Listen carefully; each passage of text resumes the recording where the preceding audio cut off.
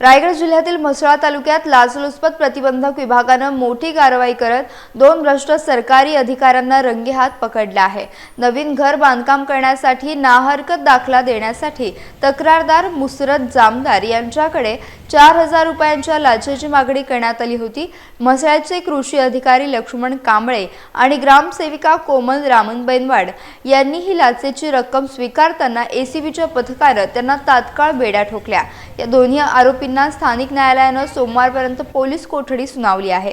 लाचलुचपत प्रतिबंधक विभागाने अत्यंत गोपनीय पद्धतीने सापळा रचून ही यशस्वी कारवाई पार पाडली। सरकारी कामासाठी पैशांची बेकायदेशीर मागणी करणाऱ्यांना या कारवाईमुळे मोठा इशारा मिळाला आहे। शासकीय कार्यालयांमध्ये पारदर्शकता राखण्यासाठी लाचलुचपत विभागाने नागरिकांना नेहमीच सतर्क राहण्याचे आवाहन केले आहे। या कारवाईमुळे रायगडच्या शासकीय वर्तुळात मोठी खळबळ उडाली असून एसीबी आता संपूर्ण प्रकरणाचा अधिक सखोल तपास करत आहे। भ्रष्टाचार विरोधातील या मोठ्या मोहिमेमुळे लाचखोरांचे धाबे आणले आहेत।